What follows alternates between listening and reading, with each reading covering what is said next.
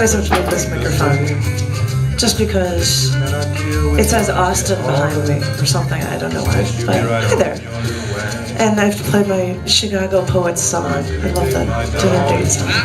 And I'm hoping that John is going to come up here because I was going to.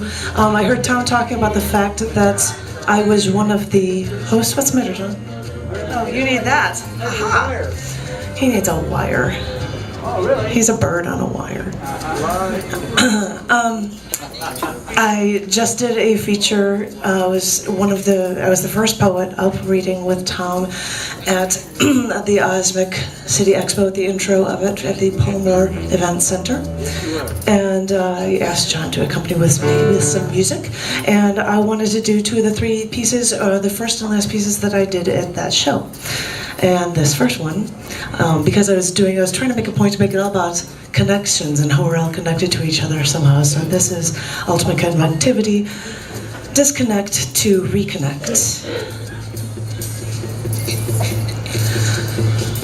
People are rushing, don't have time for breakfast after you slam the alarm snooze button 3 times. Stumble out of bed, you're clean enough. Forget the shower, clean up your face, smooth your hair, put on your work clothes, grab the briefcase, lock the door, speed up but avoid the sweat of a near sprint to make your way to that train or to the bus stop. You can get something to eat on the way to your place of work, you think. Well, your light pant doesn't change once you stopped at the stop. You've got places to be. Check your watch. Look down the street. Where is your carrier? You need that vehicle to get you where you need to be. Pace a bit. Adjust your clothes. Check your watch again. This is corporate America, you think. Hurry up and wait. The world rotates at about 1,000 miles an hour. Everything is spinning. You see more and more, but you feel connected less and less.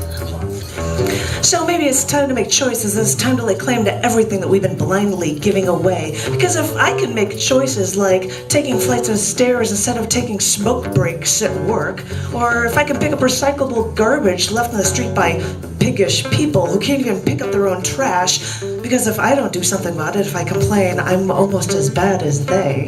If I can make choices like that, maybe it's time for me to look for peace, or even meditate anywhere. I mean, if you're waiting for work at a bus stop, maybe you can relax right there. Maybe you can reconnect by disconnecting. Find peace somewhere in like this, in just one step.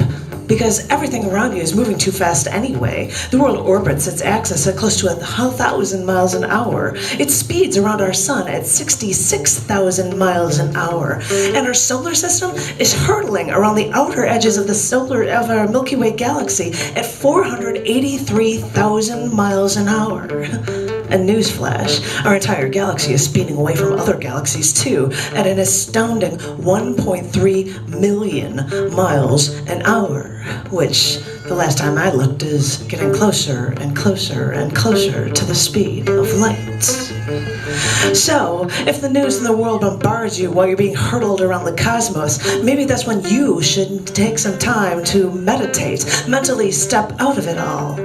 Maybe then you could gain a new perspective, come to peace with everything, and maybe that is when you disconnect, that this hurtling earth can come around full circle and everything can connect once again.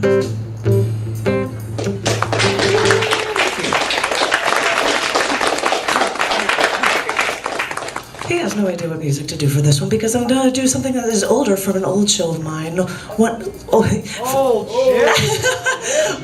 When I had a live musician from South Africa in playing. So you're not from South Africa, I'm sorry, but this was no, but you'll do. You're awesome, you'll do. This is called My Kind of Town. You guess whatever you want to do. I'm fine with that. After walking through the Forbidden City in Beijing, China, Or all the palace doorways had gold-covered risers, blocking people's way into rooms 4 inches to a foot tall. Because the higher your level of authority or royalty status in the kingdom, the higher the bar the people had to step over, not on, but over, in order to get inside the royalty's room. But after the Forbidden City, I entered the Summer Palace, and an old Chinese man walked up to me with what I believe was his granddaughter, walking 1 foot behind. Though, who knows? In China, this one young girl could be one of his concubines, but it's really not my place to judge. But this older Chinese gentleman walked up to me and asked, in the best English he could muster, where I was from. So I told him, the United States. And then I said, Chicago. And that's when this man's eyes lit up, and he said, my kind of town. And I laughed, nodding my head in agreement. And then he leaned in toward me and he said, Frank Sinatra sang that.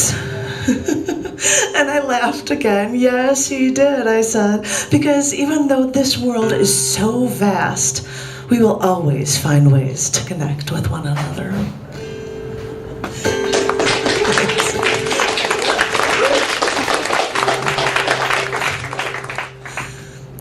This is the last one I did in my set today. Ultimate connectivity. This is called A Bird in the Hand.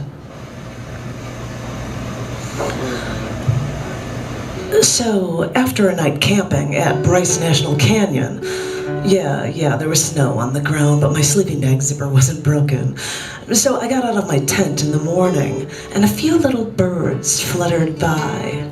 Now, one seemed to hang out a little too close, so I put some grain in the palm of my hand, stretched out my forearm, and remained perfectly still. Almost on cue, less than 2 minutes later, the bird landed on the palm of my hand and enjoyed the bounty I gave him. And I suddenly felt like I was Mother Earth. I could stretch out my arms like a scarecrow, but the animals wouldn't be afraid. And with my outstretched arms, I would give them food and shelter and love. And maybe that was when I twitched my finger, or else I was out of food. Because the next thing I knew, my 3-inch little bird took a step or two along my palm and across my fingers before it flew away.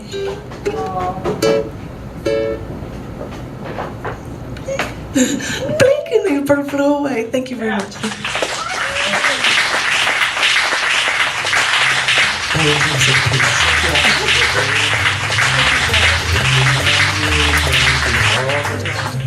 It's best you be right on your little way.